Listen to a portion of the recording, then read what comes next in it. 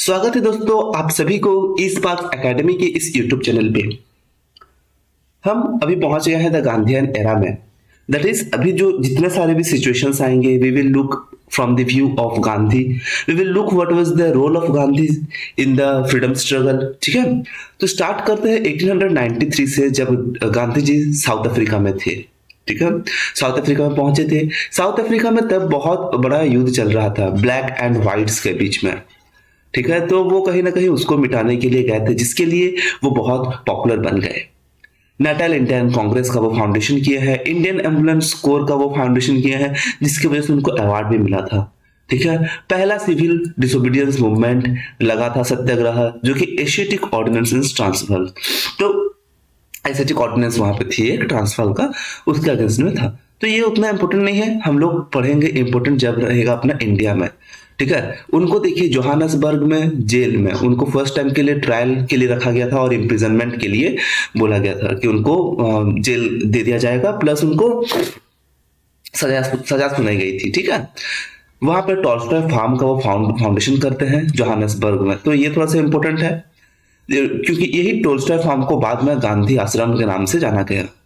Satyagraha against recognition of non Christian marriages, ये इतने important नहीं। चलिए, तो इंडिया में वो बॉम्बे में अराइव करते हैं 9 जनवरी 1915 तक। तब तक अगर हम देखें कि तब तक कहीं ना कहीं 1919 के आसपास बहुत सारे ये काम करते हैं। 1915 में इंडिया में आते हैं, देखते बहुत सारा छोटा मोटा रिवोल्ट चलते रहता है।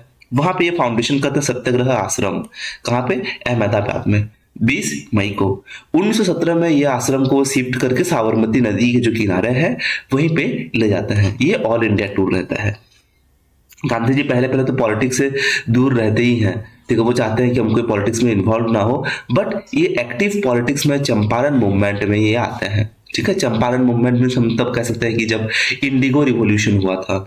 ठीक है, इंडिगो मीन्स एक नील, आज का जो उजाला जिसको हम लोग कहते हैं, तो उसी टाइप का एक प्लांट से ये नील जो है, प्लांट से वो उजाला जो है वो निकाला जा रहा था। और ये फार्मर्स जो थे इनको बहुत टॉर्चर किया जा रहा था। फर्स्ट तो उनको वो पानी में पूरा डूबा रहना पड़ता है उसको निकालने के लिए, उसका प्लांटेशन के लिए तो अलग चीज है।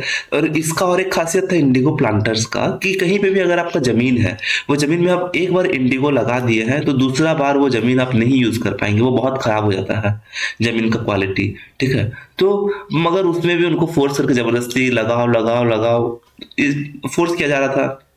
ठीक है, जमींदार लोग उनको फोर्स करते थे। तो सबसे खराब हालत किसका था? इंडिगो वर्कर्स का। तो उनके अगेंस्ट में कैंपेन चला कहाँ पे? चंपारण में, जो कि बिहार में स्थित है। चंपारण सत्याग्रह उनका पहला सिविल डिसोबीडियंस मूवमेंट था इंडिया में, कि हम जो है अपना सिविल को मीन्स अपने ऊपर जो सरकार बैठी है उसको हम लोग नहीं मानेंगे। ठीक है, जो भी अपना देख रेख कर रहा है उसको हम लोग नहीं मानेंगे। फरवरी 1918 में Gandhi ji launch the struggle in Ahmedabad से स्टार्ट हुआ था, जिसमें इंडस्ट्रियल वर्कर शामिल थे।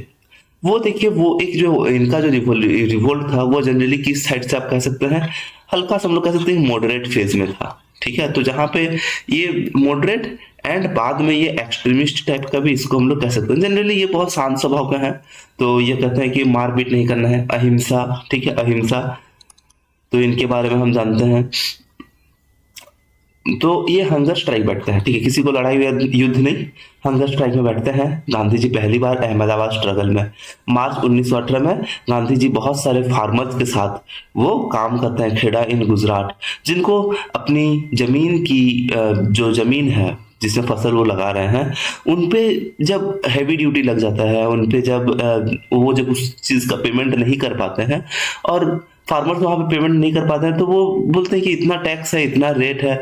खेड़ा सत्याग्रह इसी का था, ये था उनका पहला नॉन कोऑपरेशन मूवमेंट। 1919 थोड़ा सा इंपॉर्टेंट बनता है क्योंकि उस टाइम पास होता है अपना रॉलेट एक्ट। ठीक है, पढ़ेंगे इसके बारे में अभी। गांधी जी सत्याग्रह के लिए वो कहते हैं कि अभी सत्याग्रह करते हैं। ठीक है, अभी एक मूवमेंट करते हैं हम लोग सच का रास्ता में, against the Rowlatt act on August 6, 1919, जिसमें वो पूरा नेशनलिस्ट मूवमेंट का वो कमांड ले लेते हैं। पहली बार वो लीडर घोषित हो जाते हैं। गांधी जी फिर से रिटर्न करते हैं गोल्ड मेडल लेकर के, क्योंकि वो प्रोटेस्ट करते हैं जालियांवाला बाग मैसेकर। ठीक है, वो प्रोटेस्ट करते रहते हैं। Returns Kaisari Hind gold medal. हाँ, गांधी जी को एक कैसारी हिंद बोल के उनको एक गोल्ड मेडल दिया हुआ रहता है, ठीक है, इसके बारे में इधर लिखा हुआ है। 1914 में गांधी जी जब साउथ अफ्रीका से वो साउथ अफ्रीका से रिटर्न आते हैं इंडिया में, तो उनको कैसारी हिंद नामक एक गोल्ड मेडल दिया जाता है। ठीक है, कैसारी हिंद एक गोल्ड मेडल है क्योंकि वो वहां पे Indian ambulance core, Boyer verse के टाइम पे इंडियन एम्बुलेंस कोर, हम लोग यहाँ पे पढ़े हैं इंडियन एम्बुलेंस कोर, ठीक है, तो इसका फाउंडेशन करते हैं।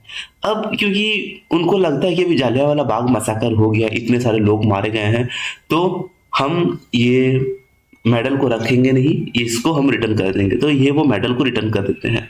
ठीक है, देन ऑल इंडिया खिलाफत कॉन्फ्रेंस में इनको इलेक्ट किया जाता है प्रेसिडेंट के नाम से। 1920 में देखें तो गांधी जी फिर से स्टार्ट करते हैं अपना नॉन कोऑपरेशन एंड खिलाफत मूवमेंट।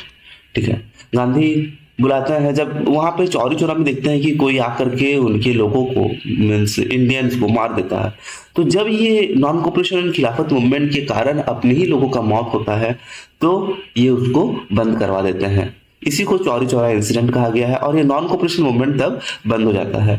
ठीक है, इसके लिए हालांकि बहुत सारे लीडर्स गुस्सा होते हैं कि अपना बस 2-3 आदमी मर गया तो ये बंद कर दिया, ठीक है, उस टाइप का। बेलगाम सेशन होता है कर्नाटका में, वो इंडियन नेशनल कांग्रेस का पहला और गांधी जी का वो आखिरी and the last time Gandhi was elected the president of the Congress. ठीक है, तो आईएनसी में उनका पहला और आखिरी बार गांधी जी को प्रेसिडेंट रखा जाता है बेलगाम कांग्रेस में। गांधी जी फिर रिटायर कर जाते हैं, ये कहते हैं कि हमको पॉलिटिक्स में नहीं इंक्लूड करना है, हमको and devotes himself to constructive programme of the Congress, Congress का अच्छा बढ़ापन के लिए, कांग्रेस का डेवलपमेंट के लिए हम उसमें जुड़े रहेंगे। गांधी जी फिर पॉलिटिक्स में जुड़े रहते हैं 1927 में। फिर देखते हैं कि उनसे रहा भी नहीं जाता है कि देश का ऐसा हालत है, ठीक है, फिर गांधी जी लॉन्च करते हैं सिविल डिसोबीडियंस मूवमेंट, दांडी मार्च, सॉल्ट सत्याग्रह, ठीक है, फिर होता है गांधी जी का इरविन के साथ pact, then round table conference. तो कुछ कुछ इंपॉर्टेंट पॉइंट्स है जिसके बारे में हम लोग पढ़ेंगे। ठीक है, गांधी जी फिर से एक्टिव पॉलिटिक्स से हट जाते हैं, सेवाग्राम में, वृद्धाश्रम में वो अपना सेटअप कर लेते हैं। फिर से 1939 में वो फिर से पॉलिटिक्स में एंट्री करते हैं, वहां पे वो लॉन्च करते हैं individual Satyagraha movement and quit India movement, जो कि बहुत फेमस था, फिरंगी छोड़ो, ठीक है, फिरंगी भारत छोड़ो। देन डू और डाई का मैकेनिज्म था उनका, या तो करो या फिर मरो। ठीक है, तो गांधी जी को ये सब के लिए उनको अरेस्ट कर लिया जाता है अगस्त 9, 1942 को। गांधी aga खान पैलेस में उनको वो रहते हैं, गांधी उनका वाइफ कस्तूरबा गांधी को वो खो बैठते हैं, एंड उनका प्राइवेट सेक्रेटरी महादेव देसाई को भी वो खो बैठते हैं। तो ये गांधी जी का लास्ट जेल था, उसके बाद उनको जेल नहीं जाना पड़ा। 1945 में Gandhi influence on the Congress wanes perceptibly about 1945। तो जैसे हम लोग देख सकते हैं कि ये अबाउट इंडिपेंडेंस के आसपास है, तो इनका जो ये जो रहता है, इनका इन्फ्लुएंस बहुत ज्यादा इम्पैक्ट करता है कांग्रेस में। 1946 में इनको बहुत गुस्सा आता है कि मुस्लिम लीग अपने लिए कॉल कर रही है कि हमको अपना अलग देश चाहिए। ठीक है, Gandhi ji travel to Noakhali and later on Calcutta to restore the communal peace. ठीक है, तो वहां पे बहुत सारा मुठभेड़ खड़ा हो जाता है 1946 में। ठीक है, तो मुस्लिम लीग कहते हैं कि हमको अपना इलेक्टोरेट, तो 1907 का बंगाल पार्टीशन के बाद ही मुस्लिम लीग जो वहां पर रहती है वो कहते हैं कि डायरेक्ट एक्शन हम लोग लेंगे। ठीक है, कम्युनल वायलेंस का, तो हिंदू मुस्लिम में बांग्लादेश में और जनरली कलकत्ता में अगर देखेंगे तो बहुत बड़ा मात्रा में युद्ध होता है, बहुत लोग वहां पे डेथ करते हैं। ठीक है, तो ये बहुत बड़ा एजिटेशन रहता है इंडियंस और इंडियंस के बीच में। इंडियंस हालांकि उनको बांग्लादेश जाना रहता है। ठीक है, 1947 में गांधी जी को बहुत खराब बुरा लगता है कि माउंटबेटन प्लान आ गया, पार्टीशन प्लान आ गया, अब कलकत्ता में हम लोग कुछ शांत नहीं कर सकते हैं, अब तो इंडिया को पाकिस्तान से अलग करना ही पड़ेगा और इंडिया को बांग्लादेश से, या फिर उसको ईस्ट बंगाल कह सकते हैं, ठीक है, या फिर वेस्ट पाकिस्तान से भी बांग्लादेश जाना जाता है। गांधी फिर रिटर्न आते हैं दिल्ली में। 1948 में नाथुराम गॉडसे द्वारा गांधी जी को शॉट कर दिया जाता है, उनको गोली मार दिया जाता है। ठीक है, जब वो इवनिंग प्रेयर करते रहते हैं बिरला हाउस में न्यू दिल्ली में, वो जब आखिरी टाइम में उनका वो हे राम, लास्ट में उनका जो मुंह में वर्ड रहता है हे राम, उनके होठों में रहता है। इंडिया इंडिपेंडेंस के बाद गांधी जी कहते हैं कि ठीक है, इसको छोड़ो, ये इंडियन नेशनल कांग्रेस को बंद करते हैं एंड कुछ एक नया करते हैं, लोक सेवक समाज। ठीक है, चलिए थोड़ा सा देखते हैं गांधी जी के बारे में। गांधी जी का जन्म कहाँ पे हुआ था दोस्तों? अक्टूबर 2, 1869 में पोरबंदर गुजरात में। ठीक है, उनके पिताजी का नाम करमचंद गांधी, मदर का नाम पुतली बाई, पॉलिटिकल गुरु जिससे वो सब कुछ सीखे हुए थे गोपाल कृष्ण गोखले था, and private secretary Mahadev Desai. अगर उनके किताब को देखें तो unto this last John Ruskin में उनमें वो लिखे हैं, अनटू द लास्ट में गांधी जी का मेंशन है। Emerson, Thoreau, Leo Tolstoy, the Bible, the Gita, ये सारे कुछ कुछ किताब है। लिटरेरी वर्क्स, हिंद स्वराज 1909 में गांधी जी लिखे थे। My experiments with truth autobiography लिखे थे 1927 में, जिसमें गांधी जी का लाइफ के बारे में मेंशन था 1922 तक वो किस प्रकार का जीवन व्यतीत कर रहे थे। एडिटर में अगर देखा जाए तो इंडियन ओपिनियन का एक न्यूज़पेपर था, 1903 से 1915 तक ये चलता रहा। हरिजन 1919 टू 1931 तक चला, एंड यंग इंडिया 1932 टू 1942 में तक ये चलता रहा।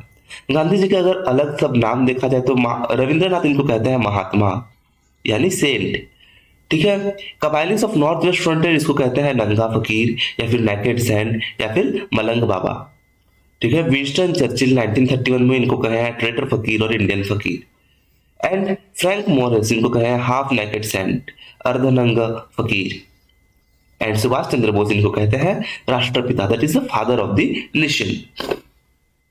अभी कुछ कुछ इवेंट्स पढ़ते हैं, ज्यादा इवेंट्स अभी कवर नहीं करेंगे, ठीक है, धीरे धीरे चलेंगे ताकि वो चीज आपको याद रहे। रॉलेट एक्ट 1919 में हम ये चीज पढ़े थे कि रॉलेट एक्ट किस तरह से गांधी जी को जेल में भेजा जाता है, रॉलेट एक्ट के बारे में, ठीक है। इसके पहले जो टाइमलाइन में पढ़ रहे थे, देखिए लॉर्ड कैम्पस्टोन तब क्या थे, वाइसरॉय थे। लॉर्ड कैम्पफोर्ड वाइसरॉय थे। कहाँ के वाइसरॉय थे? वो इंडिया के वाइसरॉय थे, ठीक है। अंग्रेजी वाला सीट वो पकड़े हुए थे इंडिया में, एंड वो अपॉइंट करते हैं सेडिशन कमिटी, वो एक अपॉइंट करते हैं, ठीक है, कि कोई भी अगर बुरा बोले हम लोग के बारे में तो उसको पहले हम लोग जेल में भरेंगे। तो 1918 में वो एक जस्टिस रॉलेट कौन है? जस्टिस है, मीन्स आप कह सकते हो वकील है, उनके साथ मिल करके ये एक सेडिशन कमिटी कहते हैं का गठन करते हैं, ठीक है। तो कोई भी कुछ बोलेगा या फिर कोई ब्रिटिशर्स के बारे में उनके साथ कुछ लगेगा तो वो लोग को डायरेक्ट जेल में भर दिया जाएगा। ये था सेडिशियस एक्टिविटीज को बंद करने के लिए इंडिया में। रॉलेट एक्ट 1919 में आई, जबकि उसको बहुत पावर मिला था कि किसी को भी वो अरेस्ट कर ले और imprison suspect without trial, means कोई ट्रायल नहीं होगा, कोई प्रूफ के बारे में सर्च नहीं किया जाएगा, बस उसको जेल में भर दिया जाएगा। एक्ट की वजह से पूरा एंगर फैल गया था, ठीक है, हर सब कोई पूरा गुस्सा हो गए थे कि ये क्या एक्ट आ गया है। इसके एक्ट के पास होने से पहले ही बहुत सारे रिवोल्ट होने शुरू हो गए थे कि ये क्या एक्ट आ रहा है, क्या एक्ट आ रहा है, ठीक है।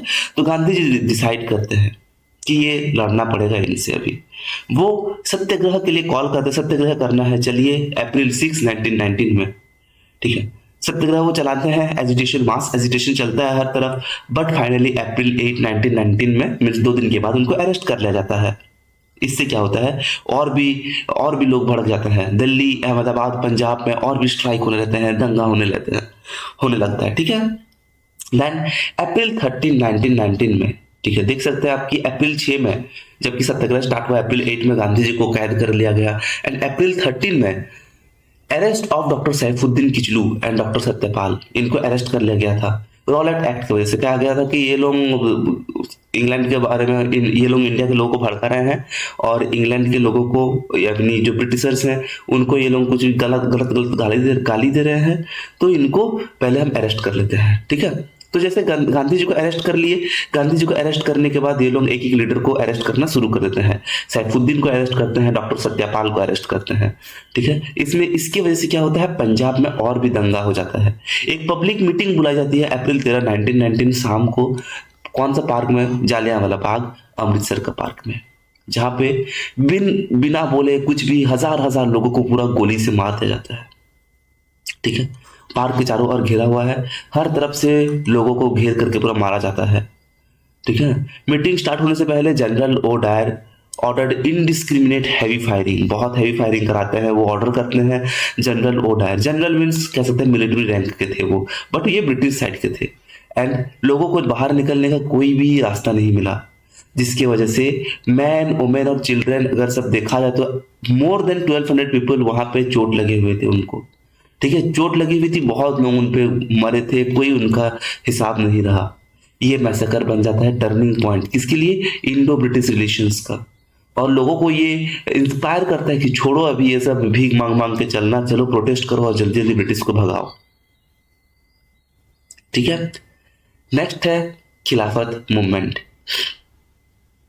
सरदार उधम सिंह यही गुस्सा से आकर के कि उनके रिश्तेदारों को सब मार दिया है, वो क्या करते हैं, जनरल ओडायर को लंदन में 1940 में उनको भी ये गोली मार देते हैं। ठीक है, तो ये था जो जनरल ओडायर जो कमांड करते हैं लोगों को मारने के लिए, तो ये भी जनरल ओडायर की भी मौत इंडियन के हाथों में होता है।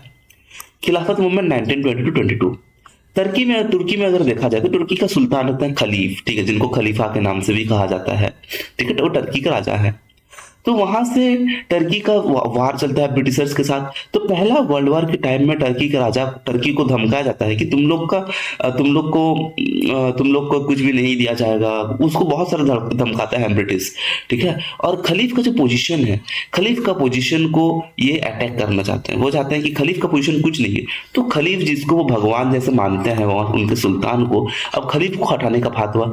खलीफ टर्की कौन सा है, जनरली मुस्लिम रीजन है, तो अभी इंडिया का मुस्लिम ऐसे कैसे नहीं भड़केगा।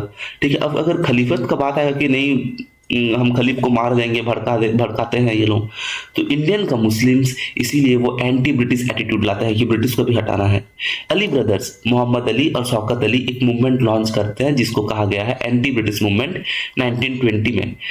इसका नाम दिया गया था खिलाफत मूवमेंट। खिलाफत क्यों था, क्योंकि ये खलीफा को रिस्टोर करता है। ठीक है, तो यही से कहीं ना आया है नाम खलीफा से खिलाफत। ठीक है, खलीफा से खिलाफत मूवमेंट आया कि हम लोग को रिस्टोर करो अपना खिलाफत, अपना जो खलीफा का पोजीशन है उसको रिस्टोर करो और तुम लोग जाओ यहाँ से। ब्रिटिशर्स को ये गुस्सा से बोलते हैं। मौलाना अबुल कलाम आजाद भी ये मूवमेंट में शामिल रहते हैं। इसको गांधी जी भी सपोर्ट करते हैं और इंडियन नेशनल कांग्रेस भी इसको सपोर्ट करती है। और फाइनली क्या होता है, इंडियन नेशनल कांग्रेस का यूनिटी हो जाता है, हिंदू मुस्लिम यूनिटी। जो पार्टीशन ऑफ बंगाल से उनका डिसयूनिटी हुआ था, जिसकी वजह से वो लोग अलग अलग हुए थे, आज 1920 में वो फिर से यूनाइट होते हैं। किस लिए, खिलाफत मूवमेंट में, जिसमें वो सब प्रोटेस्ट रेज करते हैं। ठीक है दोस्तों, चलिए आज के लिए इतना ही। तब तक आप कीप रिवाइजिंग, कीप स्टडिंग। ठीक है, मिलते हैं नेक्स्ट क्लास में।